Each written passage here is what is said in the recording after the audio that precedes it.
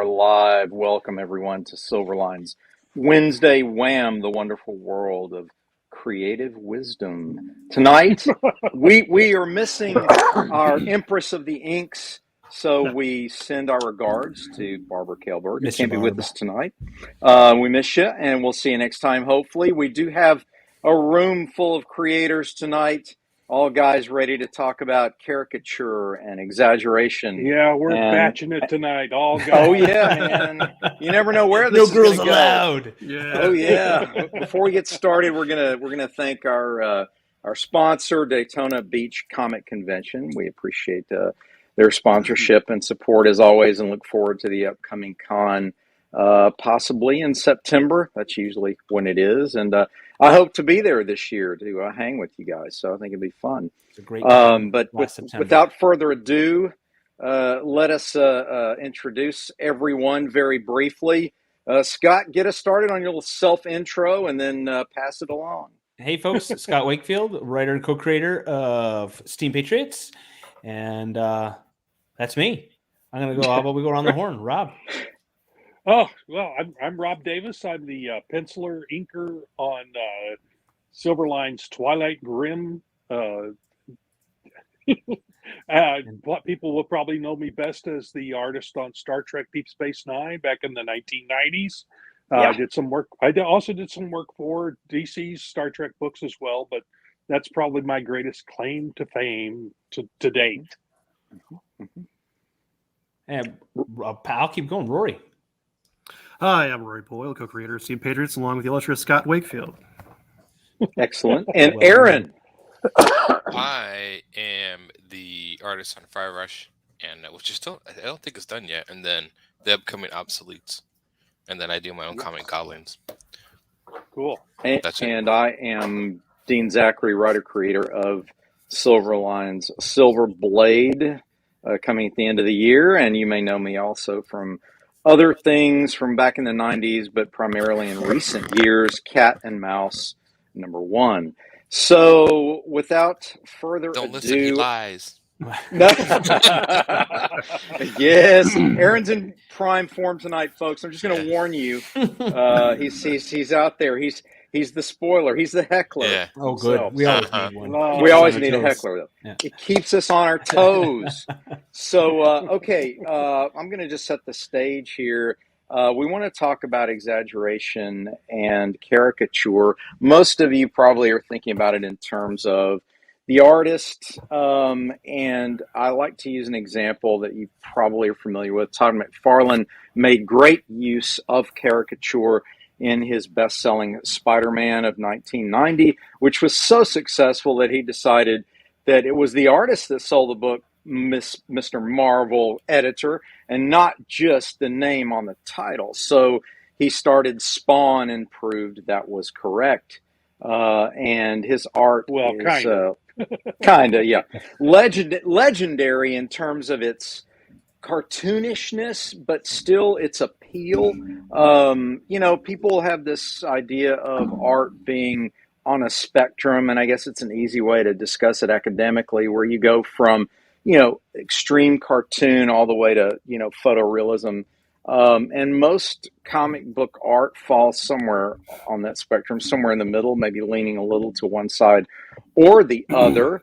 Aaron, I want to start with you because when it comes to caricature in art and exaggeration, I think of all the artists here, you're probably the king of that realm. Doing it.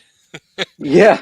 Talk to us a little bit about why, what influenced your style, why you choose that style, and why you find it so much fun to work in that style, and would encourage others to not be afraid to depart the realism approach. What did I start getting into it?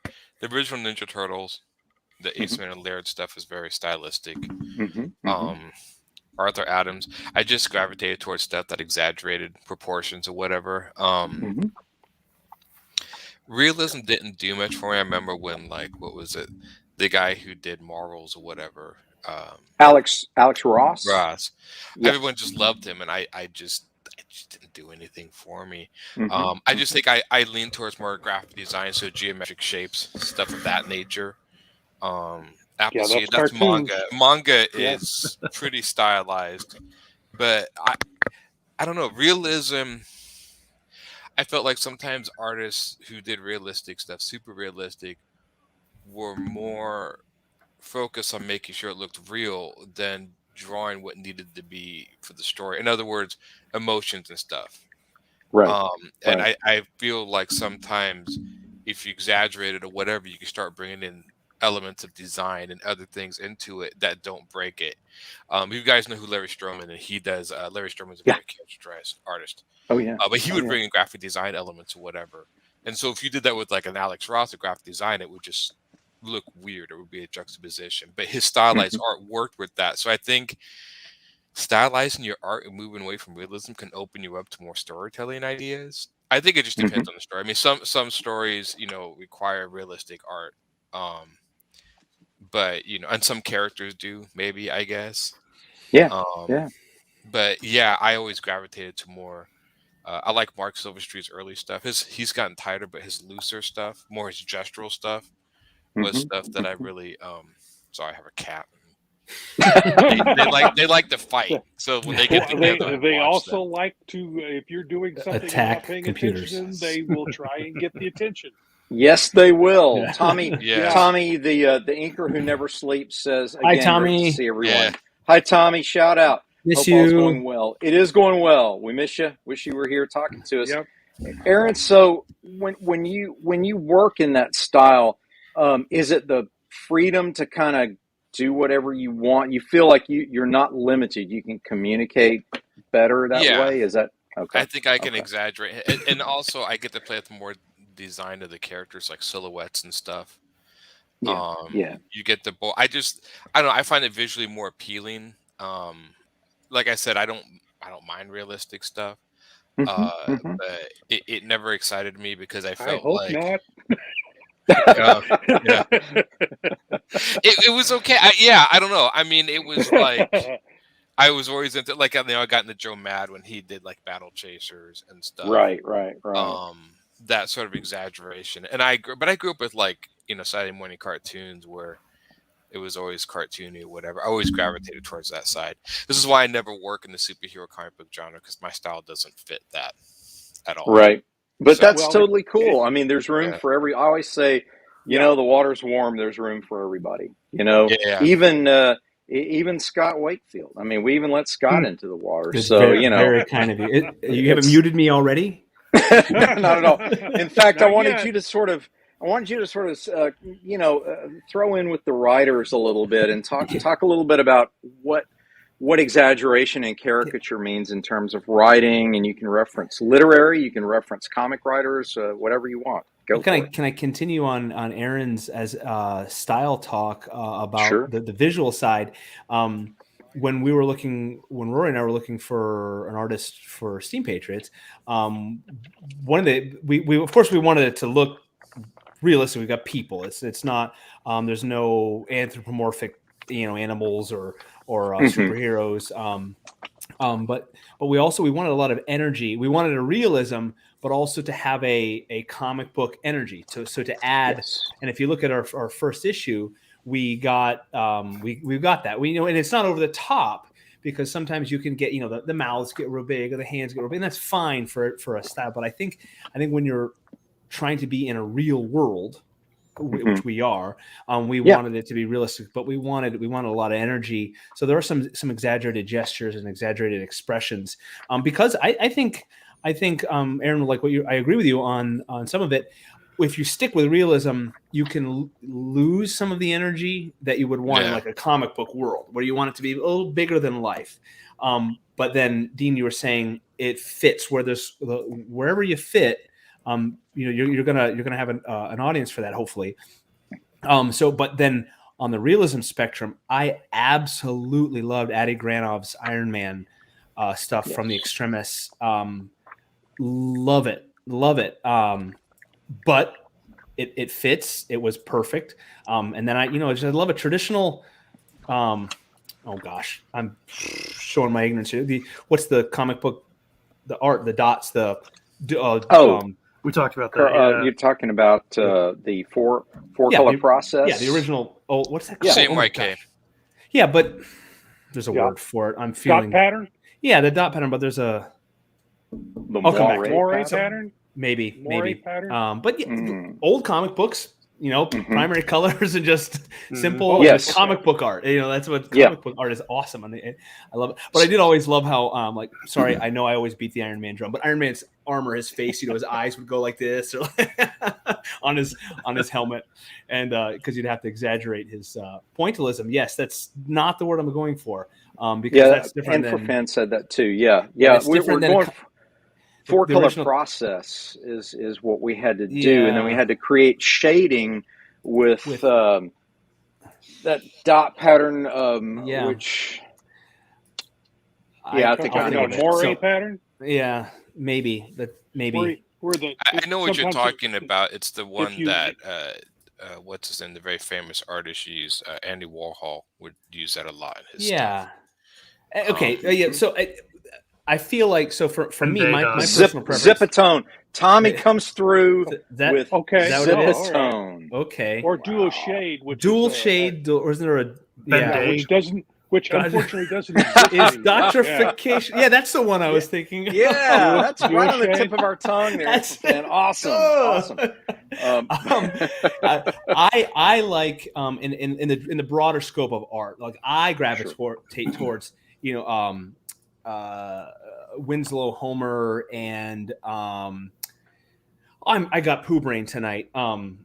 Howard Pyle, Norman N.C. Rockwell, Wyeth, Norman Rockwell. N.C. Wyeth, and then and I'm not going to have their names here, but that early I think of a late romantic, right up through the 20s, like Norman Rockwell, all of those styles of all the book covers from the late 1800s and 20s, were that kind of romantic style. I like that. So where there's not a lot of shading, it's a lot of muted tones, all those, like the Boy's Life cover. He's another one. Yeah. I love that style. So I gravitate towards that, but I think when you're talking of course, when you're talking cartoons and Ninja Turtles and stuff, you've got all those faces and the exaggerated everything, which is awesome. But in the word world, going over the top with hyperbole has its place. And can't use that one. Hyperbole. The Hyperbole is coming up right in February, right? I think maybe the Bills are going to be playing somebody in the Hyperbole. Maybe.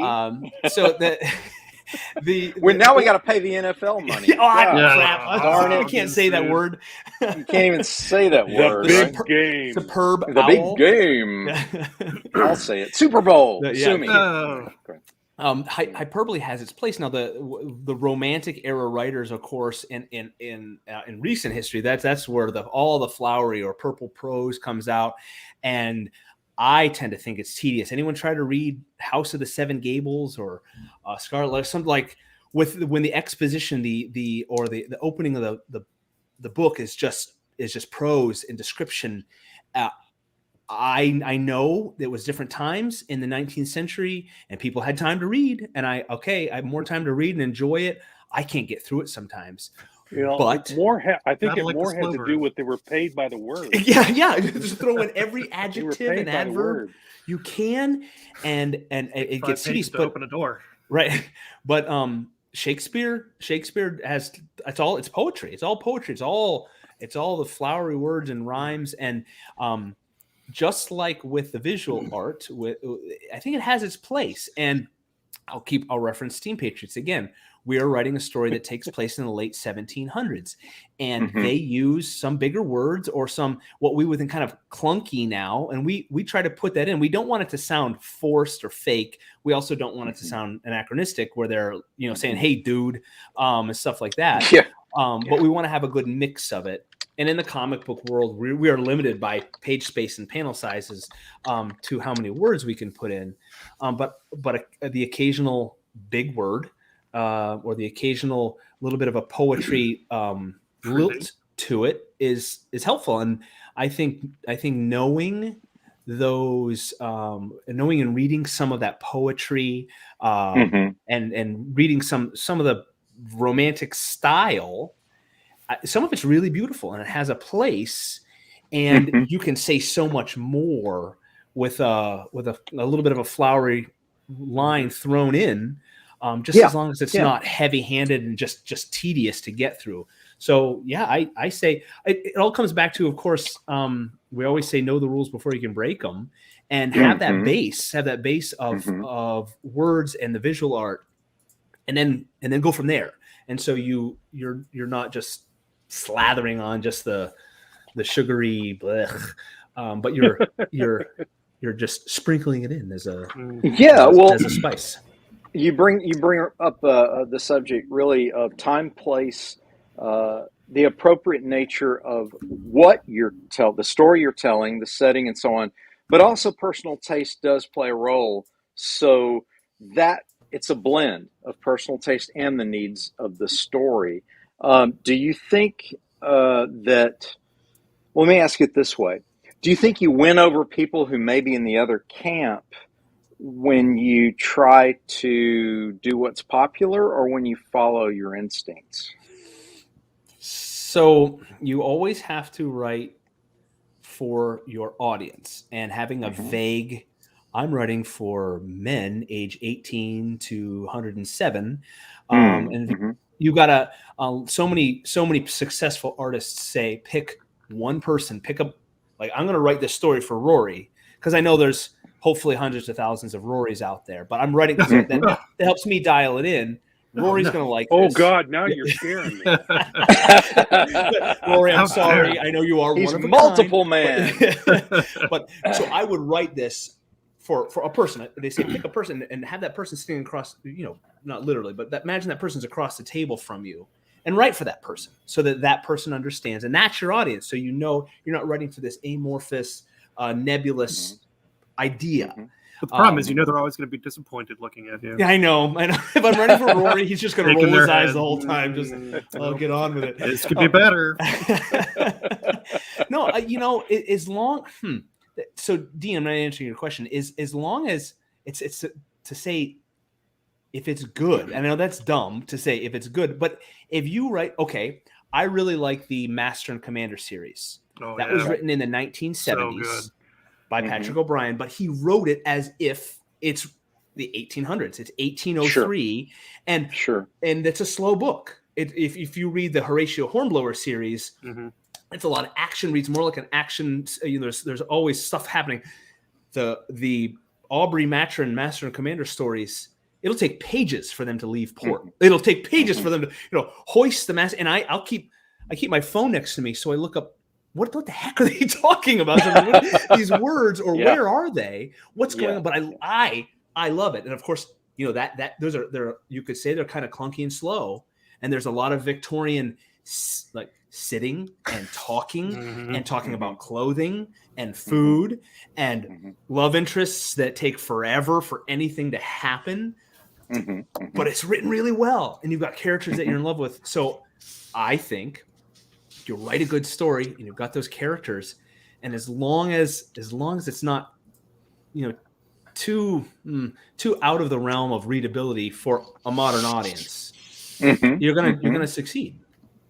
Well, that's a good point. I believe that if you respond to it, if you connect to it, and your enthusiasm for that connection Mm-hmm. spills over into the work, that is something people can attach to. I've seen art styles on a cover and then open the book after sort of not being interested in the art style, and then the story's so good that I keep reading it, regardless. So that you can win people over with that genuine power. We're talking about that power, that magnetic Mm-hmm. power of enthusiasm with art. Um, Talk to us a little about that, Rory. What about you? Like, what connects you to a specific writing style, and how do you implement that when you write for comic books, for example? Oh boy. I think a lot of the style, like you said, you're writing for an audience. Uh, Finding the canter, the rhythm, and the pace of what you're writing can really Mm-hmm. can carry you far.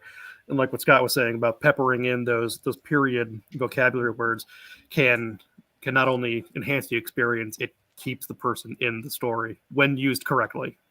Because if you use it too much or too little, they're gonna be like, "What the heck is that? That came out of nowhere."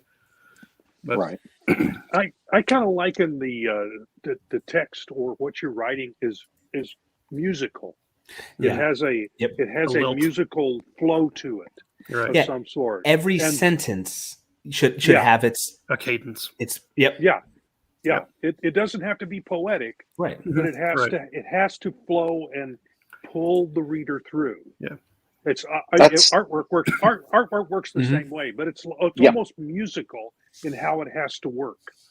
Yes. And when you frame an image, you've got to have a layout that if it's a layout that's going to draw your eye linear, or if you want just like you have a staccato of words, Right. short and punchy, quick. See, or if we're you already want to talking musically. slow Staccato. things down. Yeah. Beats. Mhm. There are Mhm. beats in a story, and the art has to match those beats in the story. Mhm. Yeah. Mhm. Yeah.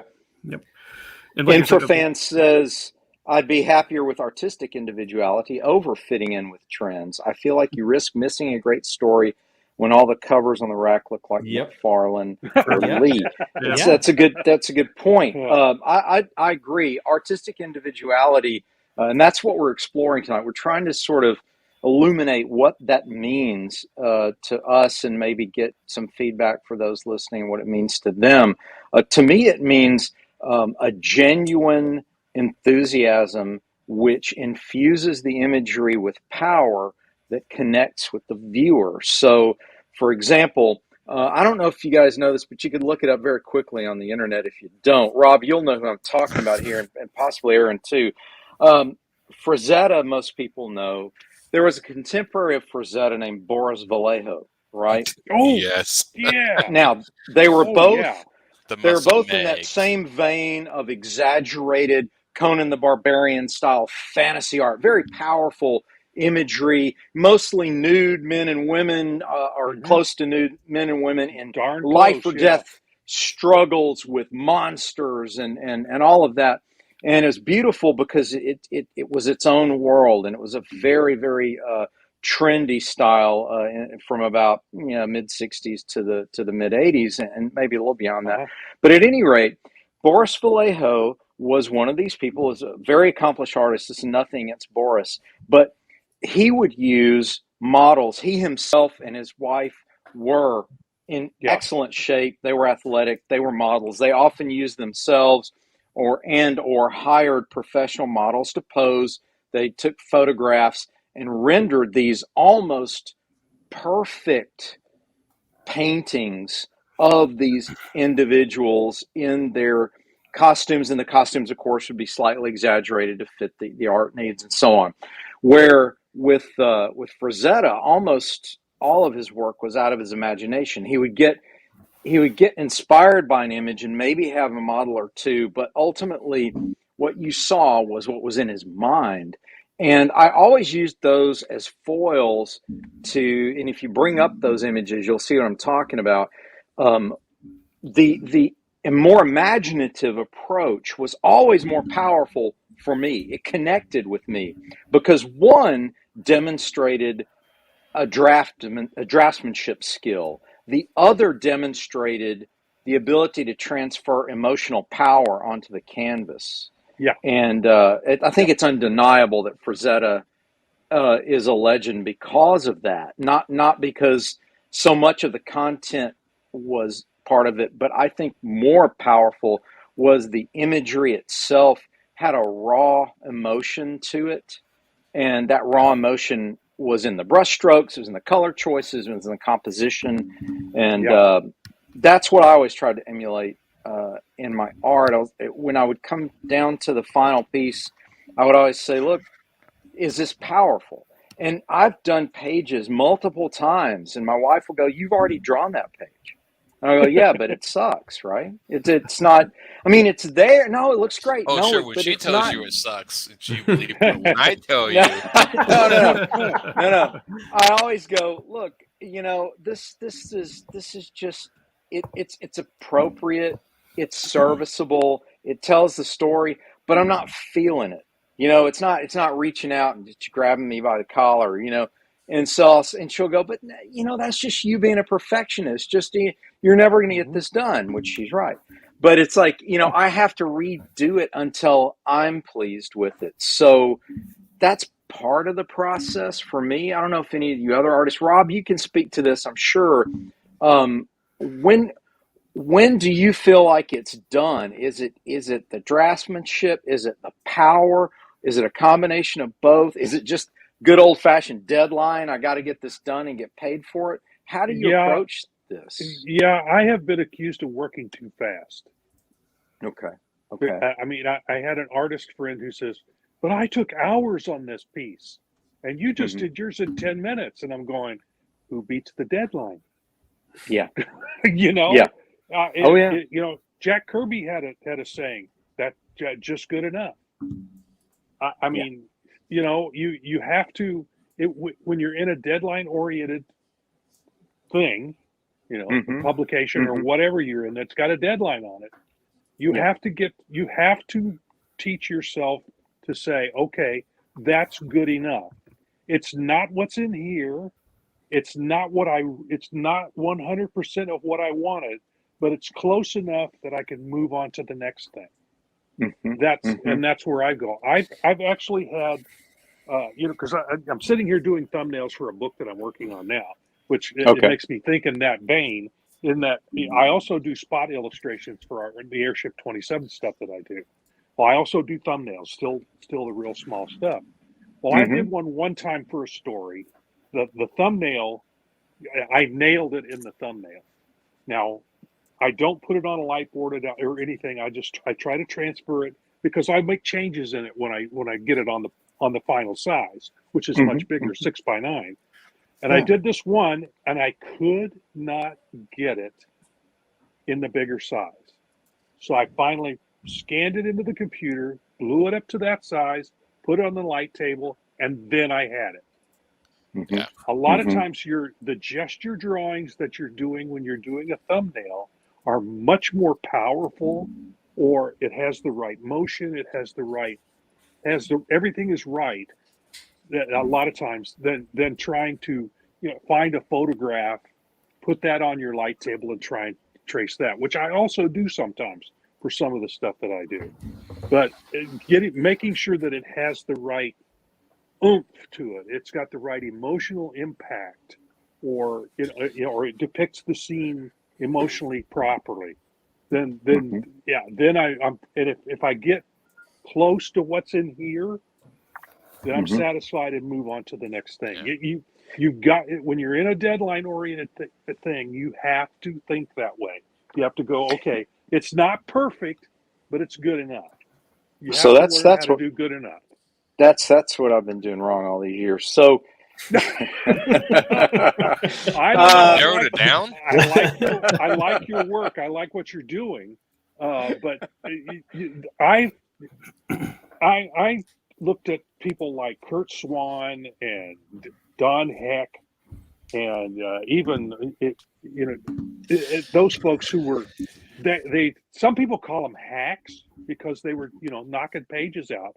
But when you needed when you needed a book done, someone else had screwed up their deadline, and you needed the book done in a short period of time, who did you go to? You went to the guy that knew how to do just enough to get it done. So I also that's the people I was emulating. Yes, I draw the I best always figures in the business. I always admired John Buscema and Romita Sr., but also Gil Kane, because that was part of that Marvel House style of the early 70s with Spider-Man specifically. But the fact that it looked good all the time and they got it done on time, and I always admired that. The good news about what we're doing now with Silverline, and what a lot of the aspiring creators listening and watching have the opportunity to do these days, is we tend to have gotten away from the monthly grind, and we're back to this graphic novel. It's sort of like our deadline situation is a little different now, in terms of we've got to get it done, but not necessarily the way it used to be when we were working for the Right. big two. So we've Right. got a little bit of an advantage, here. You could put a little What I more like into it. a little more into it. What I like to tell people is be true to yourself. If it gets the point across and it took you 15 minutes, awesome. If it took you an hour and a half to get that panel done to get the point across, then you were true to yourself. I mean, you're not gonna get much sleep, and you might get in trouble with your editor, but be true to yourself. I mean, get that done. And I was gonna ask you, as far as editors in your head, I always had an editor in my head, and the editor in my head was always like, "That's not accurate."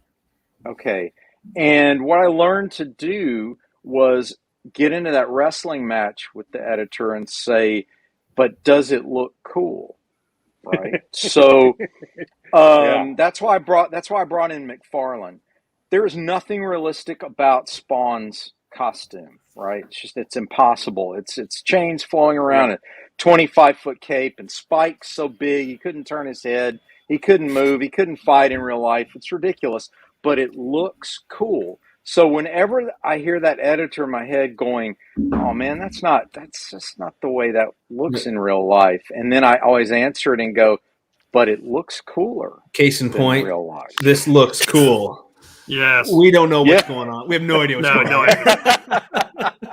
on. we have an idea. Will it work? Probably not. Right, exactly. It looks cool. Exactly. It looks cool.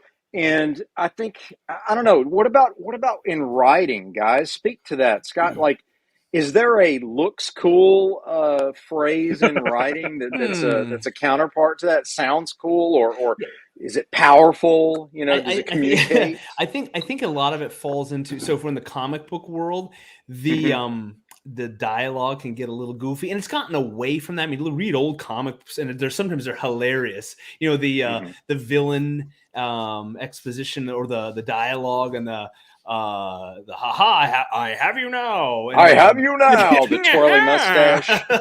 Yeah. Yes.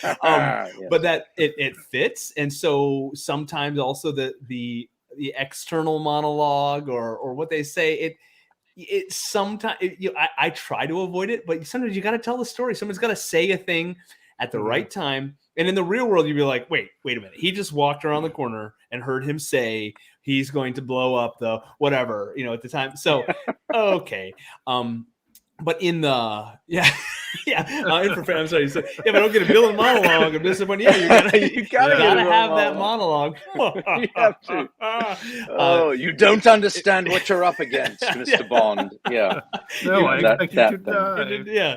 No, Mr. Bond, I want you to die. You gotta have it. You gotta have it. And so in the long form, in the novel world, throwing in a metaphor or something like that, or hyperbole, or an always and a never, and it works to drive the point home, to make your point.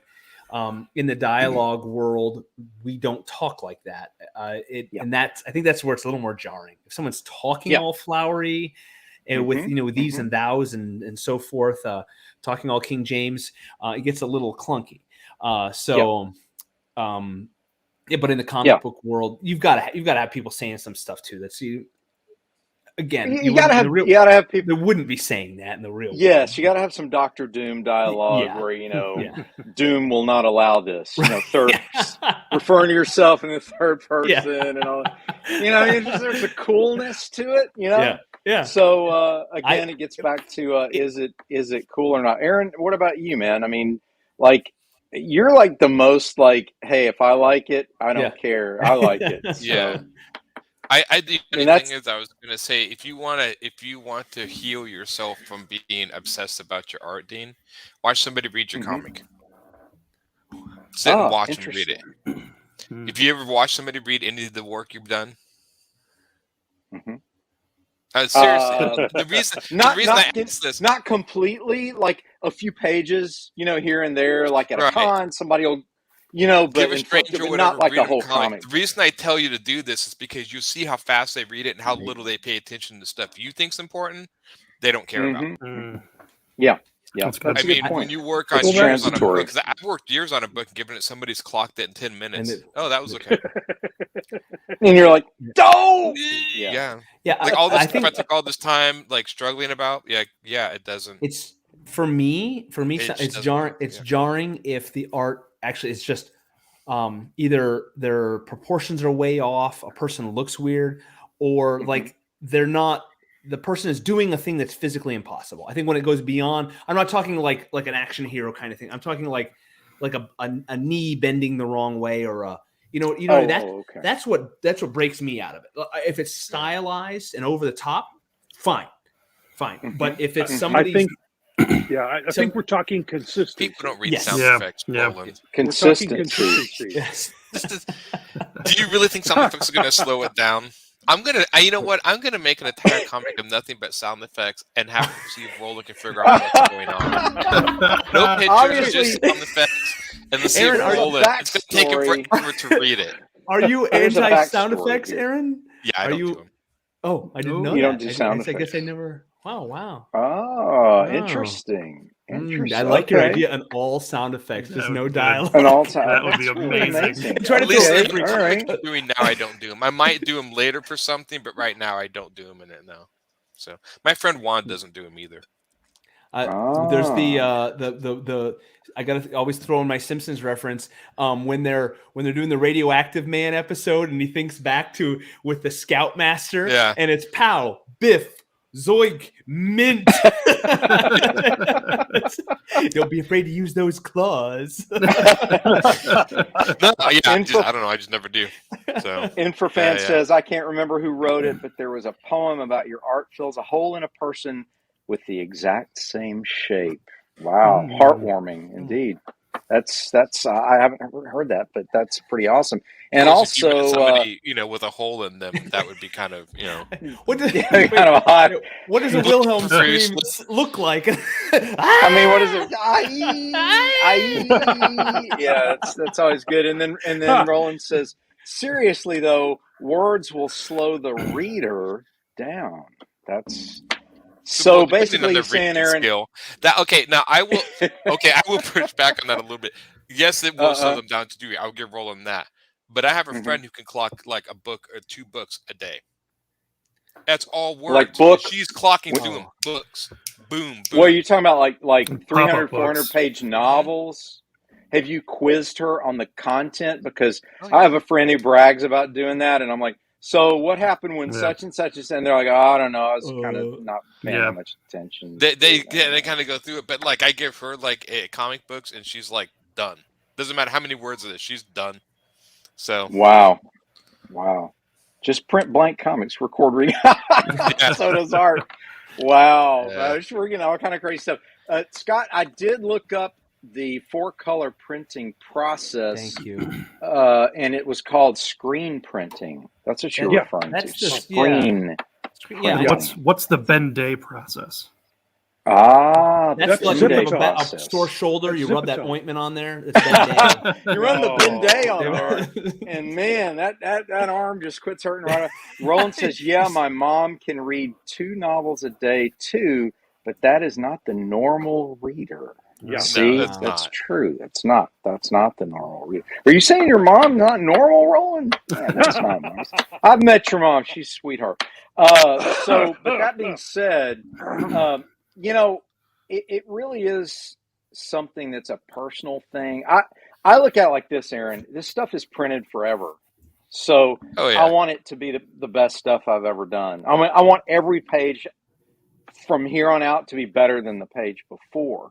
So that's what slows me down, and I'll always do that. That's just me. I'll always fiddle with it, noodle with it. Satisfied with it or whatever, but I mean, not everyone likes my stuff. I mean, it's stylized, so I don't know. I kind of take it as like the whole thing works together when you're writing it and reading it, whatever. You can have a movie with the greatest visual effects in the world, but if the story sucks, no one cares. Sky Captain in the World of Tomorrow. Hey, I like that one. Ooh. It is horrible, but I like it. Oh, could my not gosh. get through that movie. I could not get through that movie. It's one It of the was worst movies beautiful, but ever. it was dead. Mhm. It just Wow, had no you guys- emotion to it. That's I didn't like interesting. That is, yes, I agree with you guys. That was a beautiful moving picture, but Yeah, there's Mhm. nothing there's no to it. memory to it. Nothing to it. Horrible. Nothing to horrible it. movie. Roland says, yeah, but she's a super fast reader. I didn't inherit that. I didn't inherit any No. fast reading skills I'm a either. slow reader. I'm Very slow. slow reader. My wife Um, goes through books. She'll reread books. I don't. I think I've reread maybe 2 or 3 books in my entire life. Roland's I a can- slow reader. That's why I blow my words up, my panel words up. when I send it to Roland. Oh, Oh, man. wow! Ladies and gentlemen, the insult comedian Aaron Humphries. Oh, He's here okay. all week, kids. Tip your I bartenders did on the wanna way make one out. You point. know he's going to actually write a story for me now, and then it's going to be all sound effects, and he's going to make It it is. as weird as I hope possible. so. Yeah, of course he Super is. fan. Uh, I've Gonna do. actually posted that quote on my Facebook page. That's absolutely. He has said that absolutely. Alex Toth one, yeah. Yeah. Oh that yeah, Alex to Toth, reduce yeah. everything down to their basics and draw the hell out of that. Same would Yep. apply for writing. Yeah, Mhm. I can relate to that. That's good Okay. advice. So Roland the Roland point- says, "Ouch." Oh, ladies and The gentlemen. one point I want to oh. make about your art, Dean, and you're talking about doing the perfection thing. What, Yeah. there's a couple of things I want to cover here is the fact that people read it really quick the first time. Mhm. Yeah. Then the second time they'll read it more than once. That's the thing about comics is Yeah. you read and reread and reread. That's why they get worn out. At least they did when I was a kid. I wore the heck out of them because I reread them. So the second time through, that's when they start seeing all the little stuff that you're putting in, and then they notice. It's that first time through that they go, they just get through to get the story yeah. done. They go, oh, that was Yeah. a pretty cool story. I'm going to read that again. And then when they read it again, they catch the other stuff. They start seeing all this little And then they start realizing, man, this comic sucks. This This guy has no idea what he's doing. So my Look at it. What Right. I do to speed up that process, I want to put that stuff in, but what I'll do is I'll put that in the establishing panel. When you start Yeah. you start a new Yeah. scene, that's when Yeah. I put in all the detail. I just load up on the detail on that one. It's because I'm setting up where everything is so that later on when it shows up, oh wow, I'm gonna go, yeah, he had it in there. So See, and that's how you do it. in And the- then you don't after you've done the establishing panel, then you can kind of leave out some of the background details and let the exposition drag you along until you get to the next point where you have to put a bunch of details Yeah, in. your brain So you fills have in the to- details. Yeah. And I'm no professional. I'm no We veteran know. of the art. But yes, thank you. But Rob, what you're saying is the mark of someone who knows their craft. And everything we all keep coming back to, like, all of this is good or all of this is bad. Knowing when to apply it Mhm. is so. If you want a very bleak or very basic image, it's going to have to fit the words or no words or sound effects or no sound effects to know to bring the reader along. In the comic books world, I was going to say the other end of the spectrum, if we're talking whatever reverse hyperbole is, Cormac McCarthy, I could not get through No Country for Old Men. I got a couple pages in. He writes so trimmed down with no dialogue tags, nothing. I couldn't read it. Unreadable for me.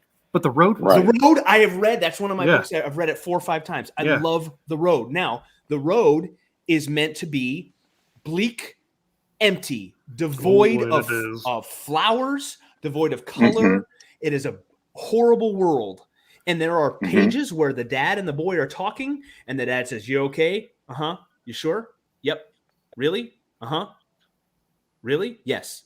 Shut Okay. up, Dad. Right. Leave me But alone. yeah. What's wrong with you? It's they're Shut up, Dad. stuck. They're sitting Bendis. right. It's perfect for the message it is. Mhm. And you go through those pages, boom, boom, boom, boom, boom. Same thing with a comic book. If you have a fight scene or if you have a traveling scene, if you've got to you might have no words, or you might have lots of words with faces, and the art might not be action packed, but it is slowing down. It is speeding Mm-hmm. up. It is pacing. If you have someone speaking in big words, you have somebody speaking in quick. It's knowing when to apply it. Yep. Yes. It must serve a Yeah. purpose. Yep. That's the Yep. strength of working with full script rather than Marvel style, is that when you're drawing Pay the attention book. to this, Roland. Whoa! When you're- Did you guys read the? Did you guys read the comment from MT fan earlier? I think that was toward Aaron. Yeah. On an unrelated note, Roland is looking Good for knowing you. artist. New Good knowing artist you, is Aaron. so line, that's true. It's been In a fun. completely unrelated note, Folks, Aaron's Yeah, last great. night will I'm good. starting his own All company, right, we're all going Copperline. to have to say goodbye to Aaron at the end of the broadcast. At the end of tonight. this broadcast. So- Yeah, I know. Hi, Aaron. Well, Roland loves gosh. that Marvel style. I haven't Yeah. worked with him Yeah. yet, but he loves that stuff. So I'd be He curious. does. He does. The trick with Marvel style is leaving enough room for the dialogue, for Yeah. the word Mhm. balloons. Yeah. When you're working Mhm. full script, you go, okay, he's got a lot of words in this one panel, so I'm gonna have to move. I'm gonna have to give him plenty of room for all that to fit in. Now, the Mhm. problem with Mhm. some artists is they just don't even pay any attention. They just go, okay, this is what I want to do in this panel. Well, no, Right. Right. you got to leave room for the text. So Yeah. this is not just a visual medium. But it's my art. It's words and pictures. It's both. It's words and pictures. I'm You're right. expressing myself. Yes, indeed, I- indeed. I looked Every up. artist Speaking is of trying that, to draw Roy- that famous G.I. Joe issue with Snake Eyes with his no words, right? Oh, Oh yeah. Yeah. Oh yeah. Well, that's yeah. another thing Roland and I have gone round and round on. I'm like, dude, I can do a whole comic book with not one word and people still read it, right? Oh, I hate that. But you can. You don't need dialogue or description. You Mhm. can do a totally visual comic book with no words. And it at can all. be film. just I as think satisfying. about him convulsing by now. I think Roland's probably convulsing on the other Well, end. Right now. He is. we said last He week is. you can the mark of a good movie, right, is if you can turn Dean and Rob, you were both talking about The if you can sound turn off. the sound off. Mhm. If Well, that Yes. one of my Ever most seen a poster? favorite movies recently is 1917, and Oh, that's it's a so lot of good. that's a lot of his face Mm-hmm. and his Mhm. expressions. I Yeah. love that movie. There's not a lot of Yeah. dialogue. I mean, I love dialogue, and for I haven't storytelling, seen that. Rob, if you- 1917. Worth it. 1970, it's amazing. It's Yeah. amazing. Okay. It's top 10. I think Band of Brothers is my favorite war Mhm. movie series. Mm-hmm. 1917 is top 10 for me for Yeah. war Wow. movies. That's my Absolutely. grandfather's. Intense, man. That's my Love- grandfather's war. Yeah, that my Yeah. great grandfather. It's amazing, amazing. But it's not a lot of dialogue. Now I like dialogue in my storytelling. I think dialogue is a great way to get the story going without having to explain Mhm. things. You can say one of my favorite examples. I think I've used this before. Hemingway used it. I'm kind of on Hemingway, but Yeah. his economy of words is a great example for getting to the point. Hmm. He describes the scene, and I should figure out which book it's from. I can't remember, but dude is shot. He's dead. The wife wants to go look, and the other guy says, "No, you don't need to see that."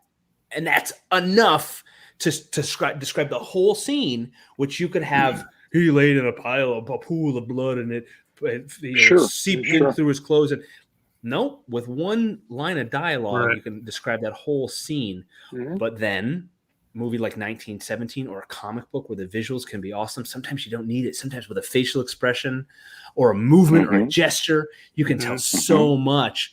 Again, if you can figure that out, you're going to tell a great story. That's the key. Yeah. Mm-hmm. Yeah, Yeah. I think- Well, Body language. yeah. Well, Quick- Shakespeare said, brevity is the soul of wit. It is. And he it was is. correct. I like to use that in art too, as Yeah. the tip of the iceberg. Drawing the tip of the iceberg is better than drawing the entire iceberg. Yeah, if because yeah. then Mhm. the imagination completes the iceberg. Suggesting it. A lot of the action takes place in the gutters. yeah. Yes. Yeah. Yes. In a comic book. Speaking of the A lot gutters- action takes place in the gutters. Yeah. I say the devil's Look name. who and just up he crawled pops. out of the gutter and joined us. Brent T. Ladies and gentlemen, the famous, the legendary writer of Kalis, everyone's favorite current book right now. I just read, it was cool. Brent, welcome to the show, my friend. Good to have you. Brent, I did enjoy Kalis, Kalis. I read the first two. I haven't read that's next. I'm still working on the Christmas special with some of that. I'm a slow reader. Yeah, Like I'm up there with Roland. I'm not going to show you my pile of comic books. Now, Brent yeah, is a motion picture storyteller as well as Kalis. Yes. He has to, and correct me if I'm wrong, Brent. You do a lot of shorter films, yes. So you've got to condense and get a lot of words in. Meaning, I mean, not a lot of words, but a lot of story in a short amount of time, and which is what we've been talking about: the time for flowery prose, the time for short to the point words, but also art, how an expression or a movement or a gesture can tell a story. Anyways, Dean, I didn't want to take over for you there. Sorry. No, that's fine. I just wanted to let you sort of fall down the stairs and then we watch it happen, and then just kind of pick up after, Brent. So tell us a little bit about. I'm just messing with you, Scott. Tell us all about when you imply or loaded dialogue in terms of, you don't have a lot of time in a screenplay. You've got to kind of get the essence of things. You just don't have time to expound like Anne Rice in one of her novels, talking about frilly collars and Victorian wear and so on. But what do you? Victorian stuff. Yeah, says the guy, exactly. So I don't write it though. I don't write like that. Just draw it. I try to encapsulate when I write. It's bad because I'm an artist. I'm not really a professional writer. But what I try to do when I write is just really imply and hint rather than expand and expound on things. Like when you're writing for comics, you didn't have a lot of problem writing a lot for Kalis because there's a lot of stuff there. But when you write for, like, how does that change when you're writing for the screen versus writing for comics? How is that different for you? Well, the main difference is that with film, you're writing. It is a collaborative effort to the point where you've got lots and lots and lots of people who are going to take what you're writing and run with it, which means that you could. A professional rule of thumb is you don't want to have a lot of description in there because then it looks like you're trying to tell the director and the production designer what to do. And those guys don't like being told what to do. On the other hand, you don't want to make the dialogue too long either, because then it looks like you're not trusting the actor to actually be able to convey emotion other than what you're saying. So you're kind of walking a line of, okay, make sure there's just enough description so that everyone who's creating the film knows what you're picturing, but also has enough leeway to interpret it their own artistic way. And that you're not, and there's other rules too, like when you're writing dialogue, you don't want to make it on the nose. You want to use a lot of subtext. You don't want to do a lot of exposition or barely any if you can get away with it. And you don't want to make the actor feel like they can't act, that they're just there to say your brilliant prose. So, yeah. Well, one thing we talked about this earlier because we were discussing exaggeration and caricature, and I mentioned that in Shakespeare's plays, many of them, not all, many of them are so well written that they can transcend the setting and time period in which they were set originally and be done in our time, simply because the dialogue and story are so strong. Hamlet being one that comes to mind immediately. Macbeth, Julius Caesar, Romeo and Juliet. But when you look at that, there is a lot of open for interpretation, and yet some consider Shakespeare to be overly flowery and so on. I always thought once I got into the rhythm of reading his plays, the difficulty and the floweriness sort of fell away, and I got to the essence of what he was saying. Did you find that as well, or was it always a pain in the butt to read Shakespeare? Brent, or all of us. I recently reread Macbeth, and I'm not practiced. I didn't have to hit it too hard in high school, and I'm sorry to say I'm not as versed in it as I'd like to be. But having said that, the fact that you have people not only reinterpreting his plays in a way that seems fresh and new, but you've literally got a company in Britain that's been around for how long that's been doing this and are turning out. This probably might offend a few people, but it's generally accepted that British actors are just better actors than American ones. How dare you? How dare you? Half of our American actors who are in fact Good night, everybody. Yeah, and a lot of the credit has been considered to be because they grew up on Shakespeare, and so you can't deny it. I mean, yeah, okay. Transformers sometimes seems more energetic than Hamlet, but we've already kind of moved into the whole I can't believe I ever thought that was good.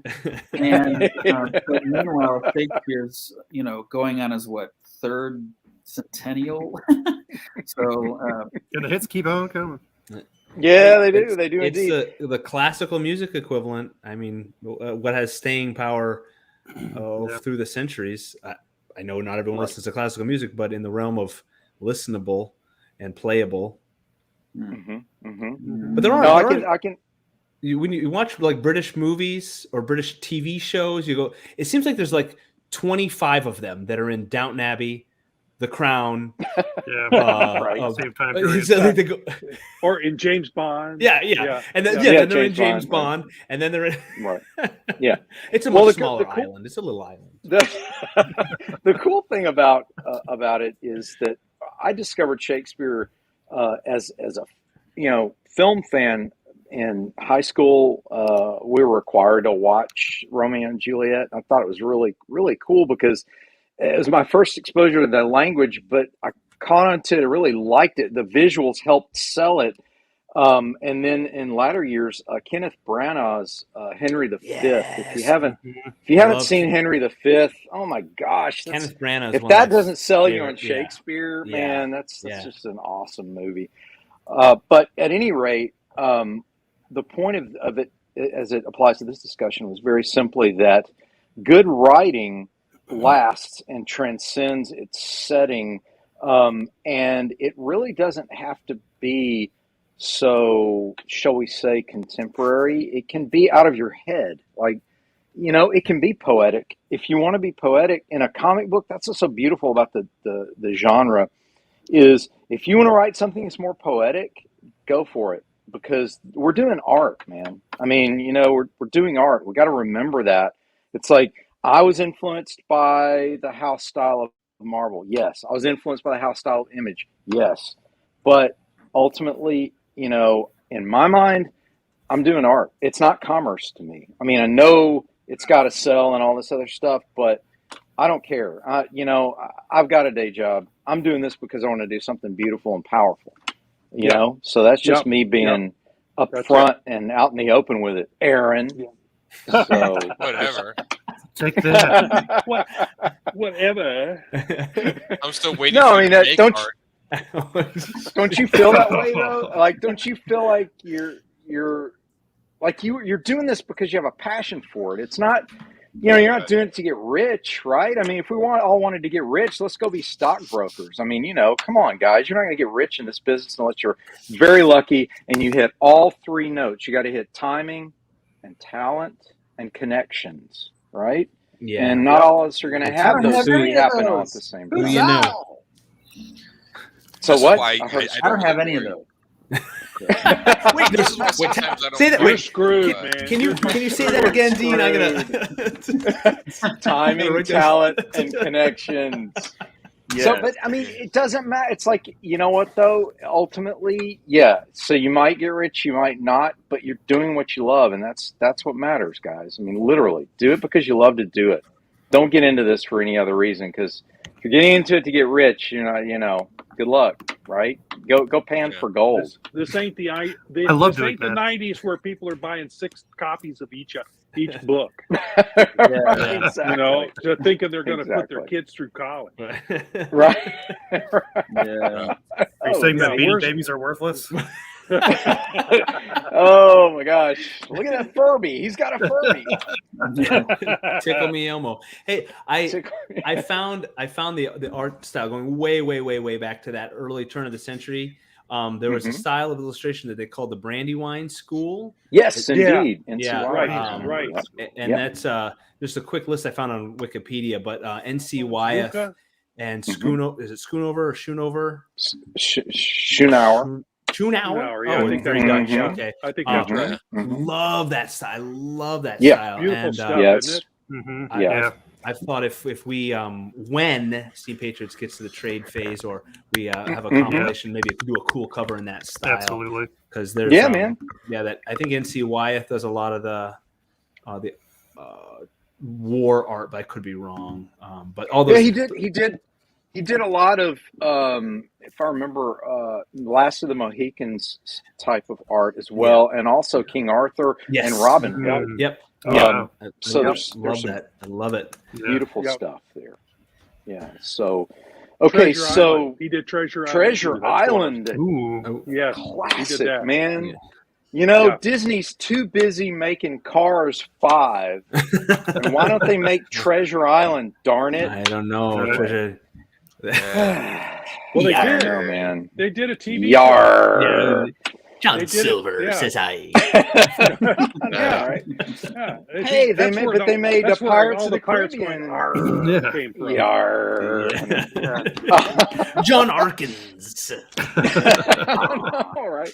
I know you got that down. Thank Scott. you. That's I've been pretty working good, on that. actually. All right. So, Aaron, tell us a little bit about the writing. Now, you write your stuff too. Like when you're writing your stories, like what is like when do you think, okay, this is what I want to say, and are you using the if I think it's cool, I'll do it, or are you thinking about your readership at all?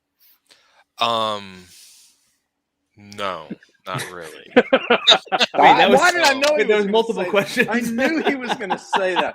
No, but you needed the cigarette there. Like, Yeah. Yeah, I know. Well, the No. reason I say that is how many people read like really into philosophy and stuff. So there is some, but a lot of the stuff I'm talking about, especially my Galilean series, is So if you write into your audience, when do you challenge your audience? Okay, so that's always the question. Like, where do you break the mold? I mean, you can do James Bond or whatever and write your generic James Bond story. But when do you challenge the audience to something different? I challenge them to not only see things differently, but think about things differently. This is kind of like what I've talked about before, and everybody can keep a scorecard with the anime Neon Genesis Evangelion. It's a giant robot anime in the vein of Ultraman, right? Then he starts talking about depression, clinical depression. Where did that come from? So he started challenging his audience to look at something different, and of course, the whole series blew up. It's like it's huge in Japan. They call it the Lord of the Rings of Japan. So I think there is a point where you write to your audience, but you also want to challenge them to think about things differently and look at it. If you stick to just writing to your audience and what you think your audience expects, you're going to stay in a rut. You have to break that sometime, and if you break that sometime, you have to figure out how you want to break it and how you want to do it. The And customer is not always right. It can crash and burn. Right, exactly. It can crash and burn. This is why when I watch Marvel movies, like, oh yeah, and like a lot of writings like that, it's like, yeah, they're great. Have I ever seen a Marvel movie? It's like, wow, I didn't think that would happen. No, because they're very, very safe. They're writing to the audience. But if they ever saw one that actually broke the audience tradition, that would amaze me. That would be one I would like and see. The Matrix did this. The Matrix, when they wrote the first movie, it was to the audience, good versus evil. The sort of bad guy, whatever. Nobody liked the sequels because they broke that trend. And then the second movies, they decided like there was no really good and evil. This kind of opinion. They started blurring the lines and gray toning the lines. People didn't like that. They put philosophy in it. They broke down the traditional hero story that people loved in the first one. I and a lot of other Mhm. people really like it. This is why you like the sequels or don't like the sequels. But they challenged their audience. But they did it by telling the first one in a very generic, straightforward, good versus bad. It was the sequels Mhm. that broke that down. And I thought that was important and Mhm. very interesting and fascinating. But it alienated a lot of people. So Mhm. you take a Mhm. chance either way. Do I think The Matrix is a work of art? In that sense, yes. I think they are Mm. trying to say something Yeah. about reality and about the way we live and about the world.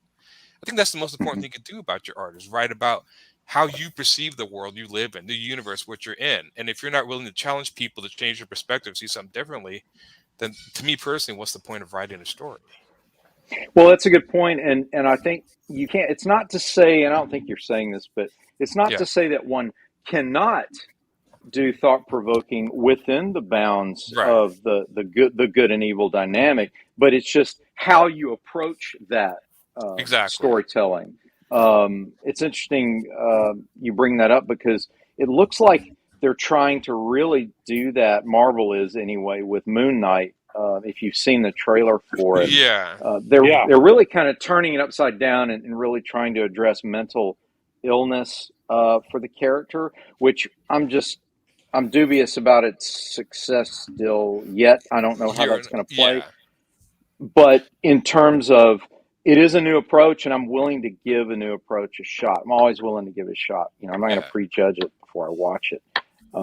So interesting coverage there. Rory, what about you, man? Give us your thoughts on, like, you know, when you write, how much of it are you writing for you? How much are you writing for your audience? Do you do a little of both? Are you walking a tightrope? Are you drinking a beer? What's going on, man? Talk to me. It's usually a whiskey. Yes. Yeah. Yes. Okay, whiskey. All right, all right, all right. Oh yeah. I should know that. Why did everybody multiply? I find it There's so quicker and many of easier. you. Dean, Aaron, He's like, is my Aaron. internet slowing down? No, that's just you. Just you. That's just you. That's true. Hit the one in the middle. With the Monty Um, Python. I'm seeing double here. Alpine 4 hikers, crusties. we're gonna climb both peaks of Mount Kilimanjaro. I think it's easier and quicker for me to write what I like and then adjust it later, knowing that there's other people that like the same things. Like Dean, So you do adjust it. You do adjust it. I do adjust it later, but Okay. only things that need to be adjusted. Nothing major. I write more for the aesthetic, and I feel like the story is secondary. The story moves Okay. along the aesthetic.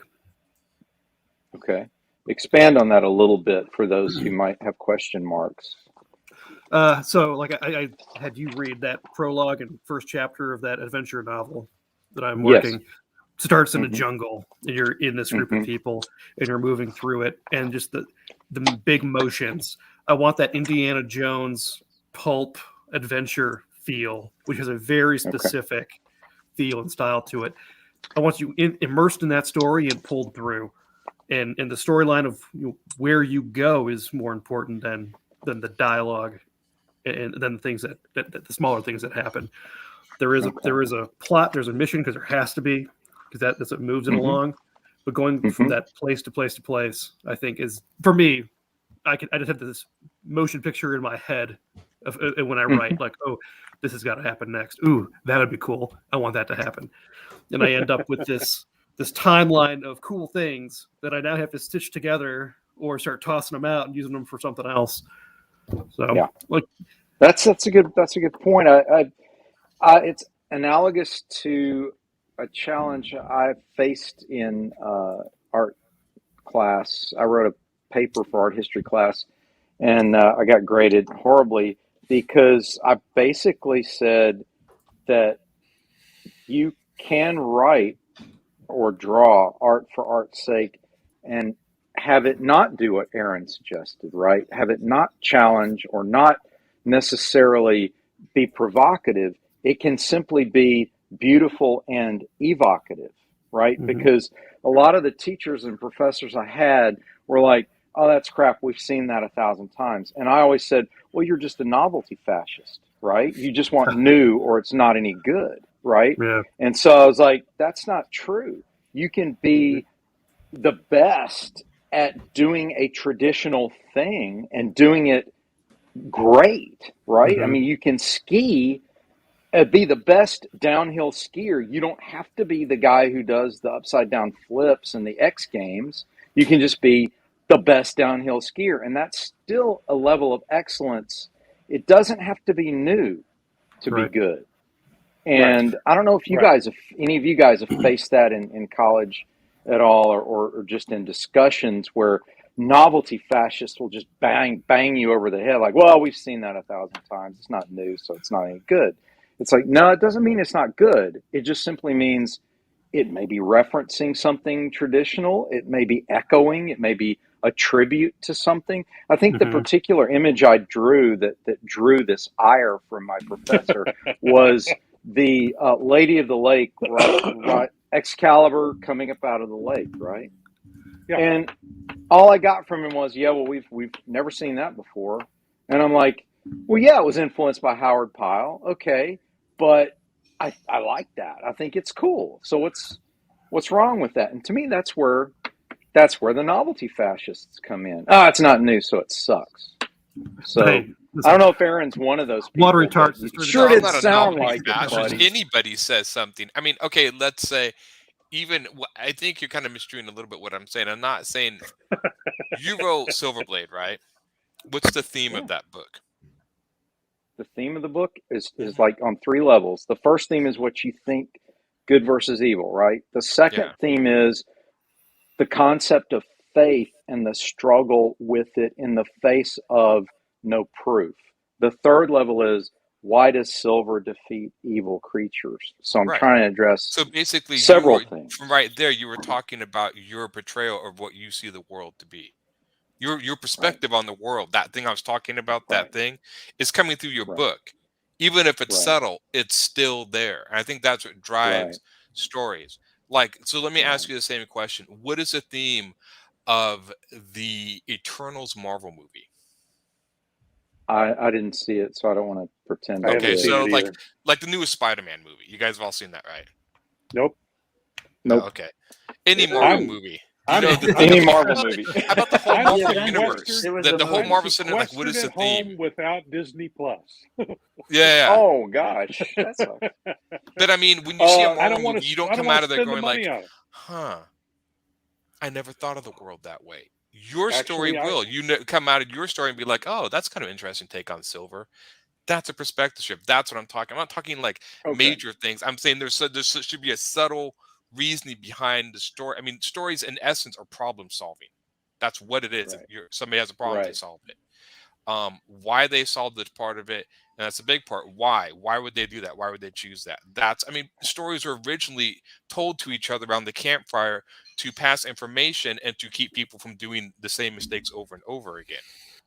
So there's a part, most stories are told with morals, be like, oh, that way when everyone hears a story, they're like, killing is wrong. Good point. Thanks. Good. Right. That's the concept. So every story has that innate characteristic. So write the story. But even if you write the story and write the theme, your theme, I mean, even Roland says like his themes will come out. He will write the story, but you will see themes come out of it just because of his characters, the way they're written. Right. And so what you're saying is, the novelty you're talking about is not a comprehensive novelty. You're talking in terms of a philosophical perspective can be new, a philosophical approach. Yes. Well, every time I read a story from Brent, there's going to be a little bit of Brent in that story because Brent's writing it. That's his perspective. That's what's coming through. Whether you call it theme, story, whatever. It's the person in writing the story is going to have that perspective. Same thing with art. Art looks the way because it's the way you see the world. So I think that's what makes it. I think that's what theme happens. That's what makes it compelling.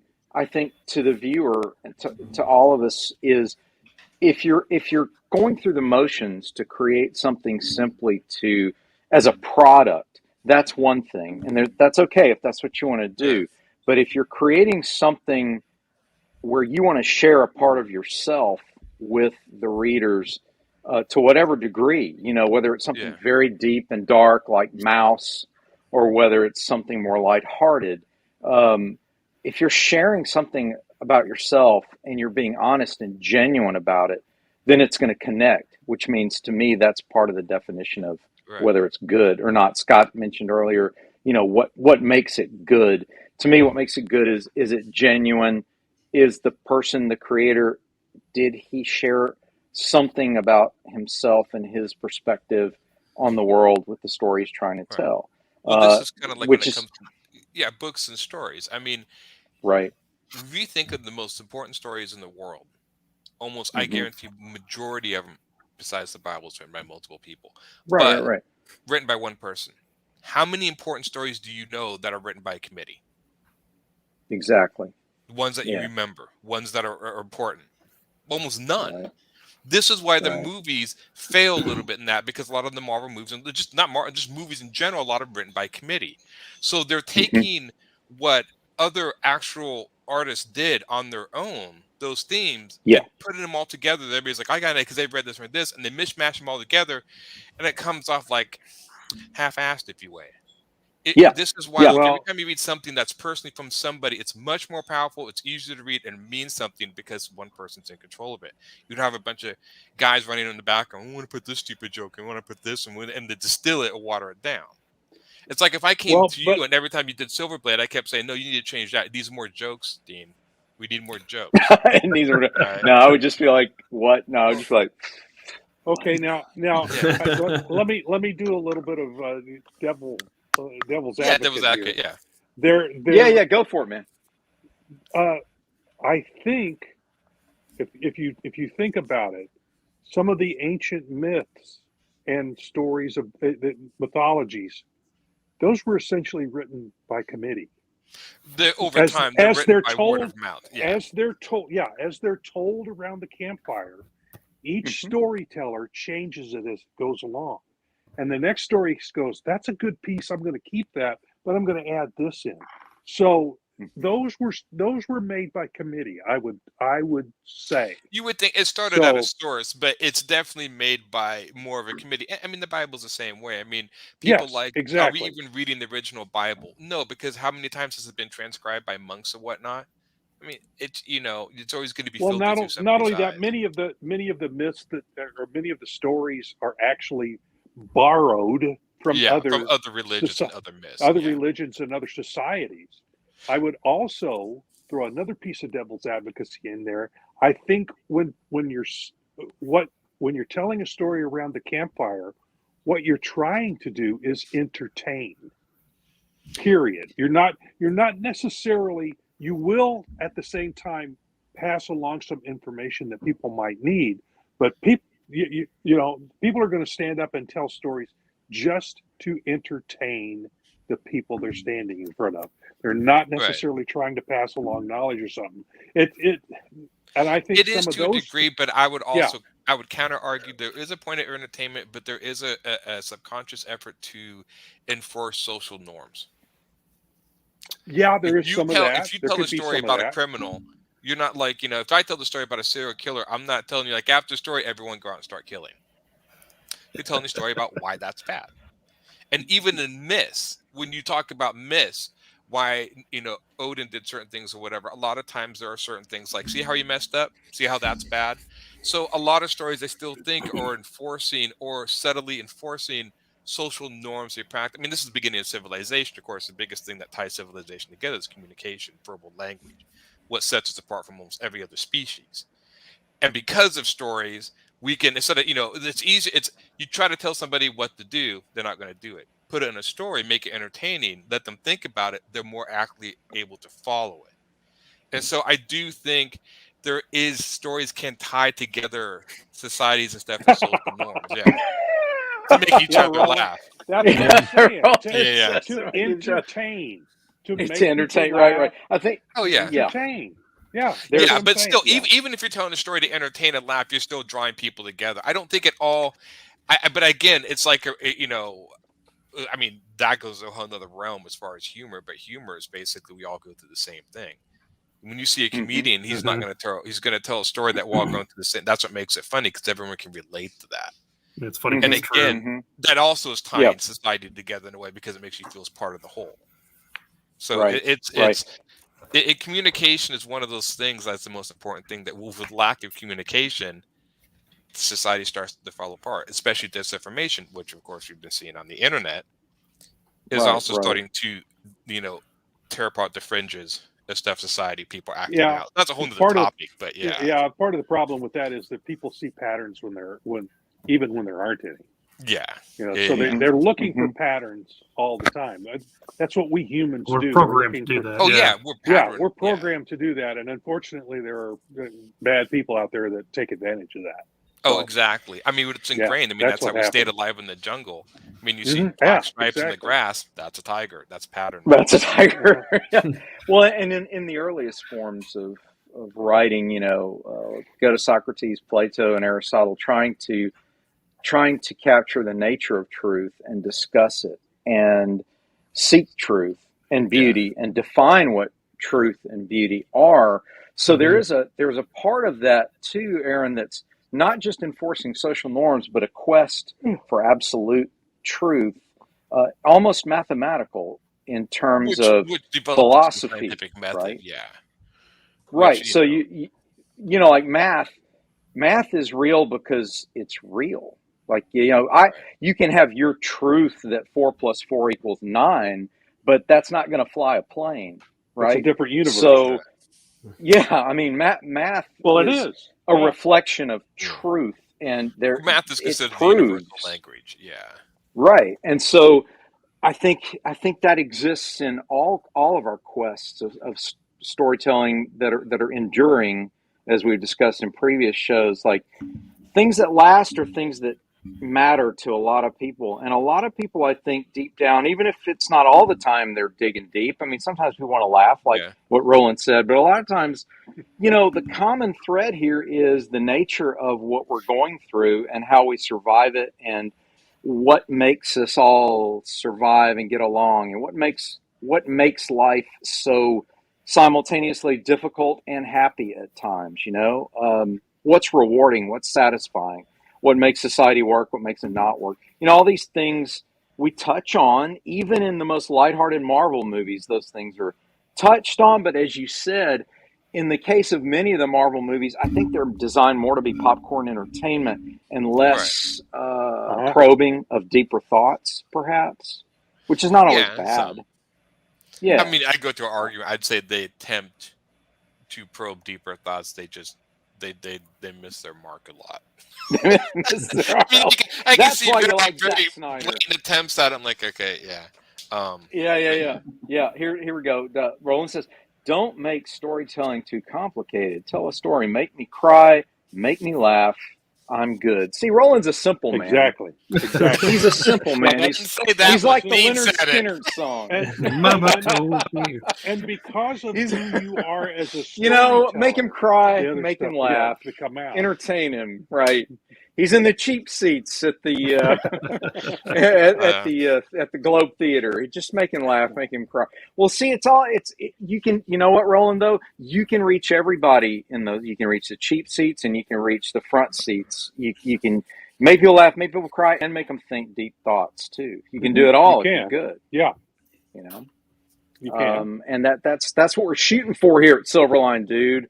We're going to go beyond just make them laugh, make them cry, make them go, oh, that's cool. We're going to make them think, too. So, hey, Well, at least Aaron is. Aaron's just going to piss him off, and that's, that's the end of that. Yeah. So, hey, what do you say? Figured out the word. Skinnered, baby. Yeah. That's right. I figured out the word I was looking for.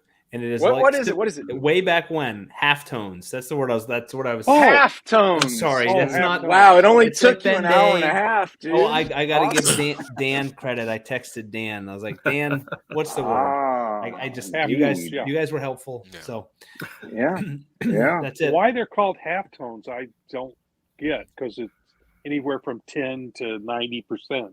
So how's that half? You take right. Yeah, I don't know. I don't get that. That's why I always called it Zipatone. Wasn't Zipatone the actual name of the company, though? Was that? Yeah, that's a brand.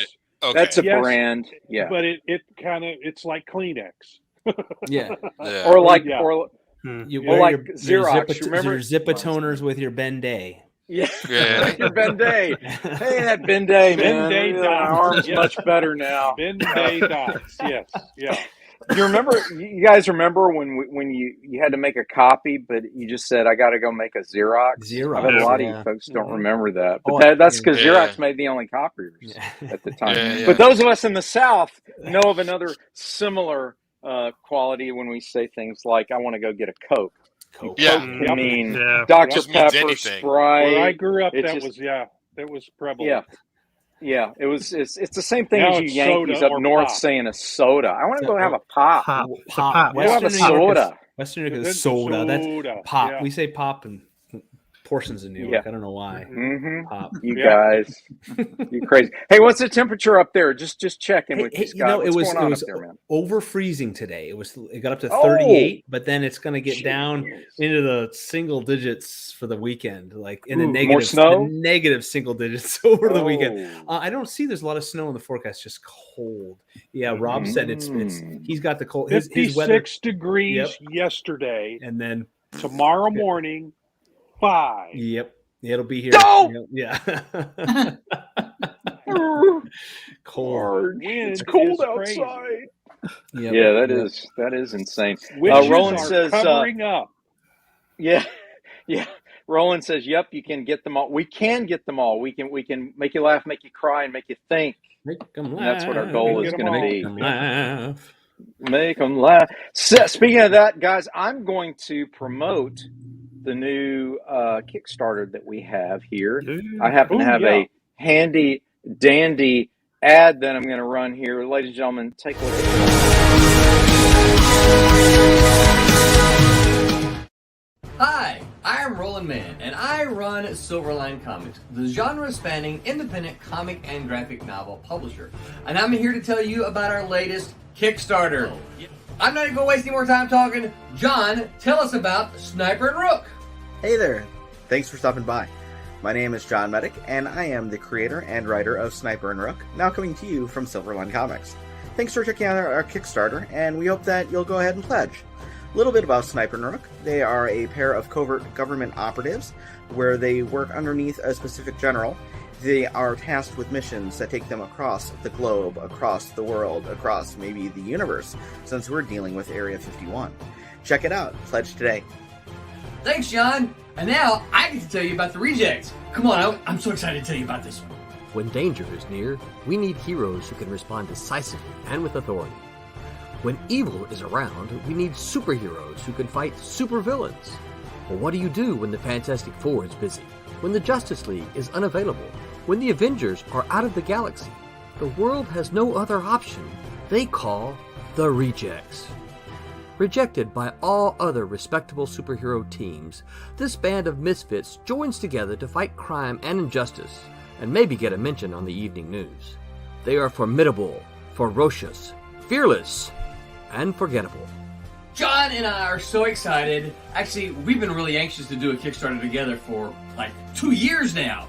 Maybe 2 years. Something like that. It's been a while. So, back it if you can, share it if you will, and remember to make mine Silverline.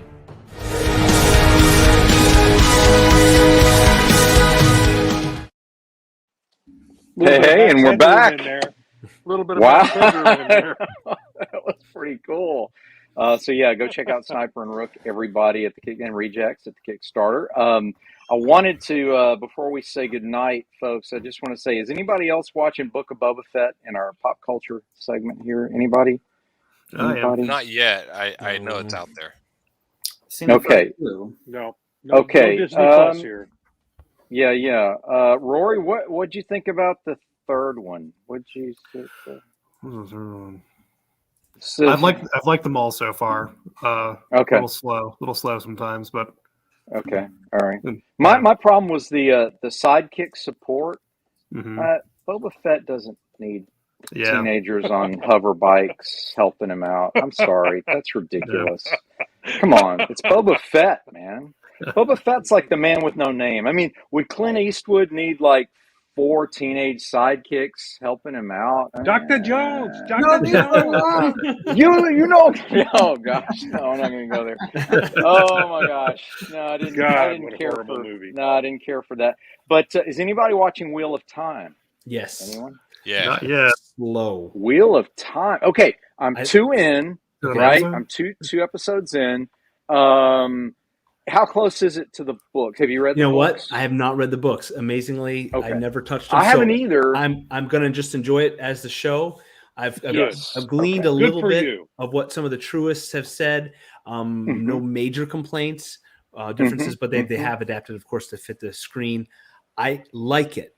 I feel like Yes. I'm no editor of for film, but I feel like there's a lot that they could have just snipped and spliced, like scenes play out too long. Like sometimes I just, hey Cassisi, Hey, CC. it just Shout out. it just I feel like pacing wise, and sometimes they just hold on to a thing for too long. And it does That's have the editing. It does have That's a in the little editing. of that angsty teenager, young adult theme with their interplay, and sometimes it's like enough of the okay, you love him, he loves you, you loved him, he loved her. Let's move on. Get over it. Yeah, Yeah, let's move on. There's a reason I don't watch the CW. And but That's right. I would recommend it as far as like the scope of the show, the sets, the number of extras. I mean, it's a big production, so it's enjoyable. I just feel like it could speed up just a little bit. It could. Brent, any thoughts on either one of those, Boba Fett and or Wheel of Time? Boba Fett seems a little slow, but I don't know. I don't feel like I've yet seen a Disney Plus show that really hit a huge home run yet. But they're fun, and I'll stick with them. I have not seen Wheel of Time. Have you guys seen Did you guys see the Lord of the Rings name trailer drop? The logo reveal. What? Huh? What is this? Yeah. Talk to me. Prime's doing that, aren't they? Yes. Yeah. Amazon Prime. Yeah. Looks So cool. what are they in a prequel to the books? It's or the what- second what's- age, isn't it? It's Second probably, age. It's probably Which- stuff from oh, the boy. Silmarillion. which when I got to pick some nerd brains. We're running out of time because I got lots of questions like about Lord of the Rings, like the rings and it must be Silmarillion stuff that I don't know.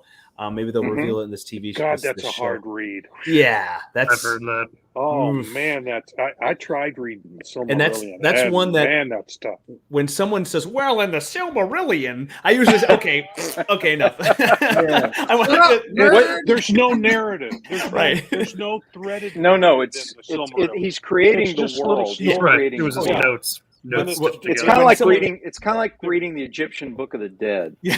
If you've ever tried to Don't read read that, from the book. Not When that one. Not Someone that tries to one. justify the Hobbit trilogy and the albino orc and his Ah, ward don't and like even- well, yeah. it technically no. Actually, no. Yeah, I mean, I love that There's stuff. another series that Give needed me a a break. big editor on it. Yeah. Mhm. Oh yeah. Yeah, the That three- should have been the three one Hobbit movie. movies. One Well, movie. Hey, Yeah, Rankin Bass maybe did it two. right. No one else Maybe needed to touch it. two. Maybe two. But Maybe two. there- Yeah, good call, There Rob. was two. Good call. But I did like some of the stuff that was added in. The whole story with the guy shooting the arrow at the dragon. That was not covered in the book, if I recall. Not with those So- big arrow things. Bard had the bow and he had a special arrow. You've always returned to me. So I'm sorry, I that's my Rankin Bass liked coming some out. of what was in it, but it needed to be edited down by at least an hour and a half. Yeah. So Yeah, a little So- self-indulgent there. Yeah. They were. It was indeed. I'm So we don't glad want to I- be self-indulgent because we know Too when late. to say goodbye, don't we? Too late, huh? Nice one, Scott. I'll get you for that. But we appreciate everyone showing up tonight. We had a great discussion. It will continue. It will even invite Aaron back. So you just never know what's going to happen. Everybody made good points. They did. We always like to close with our common phrase, and I give everybody a chance to kind of grab their souvenir, and we like to say good night, everybody, by saying make Make mine Silverline. Silverline.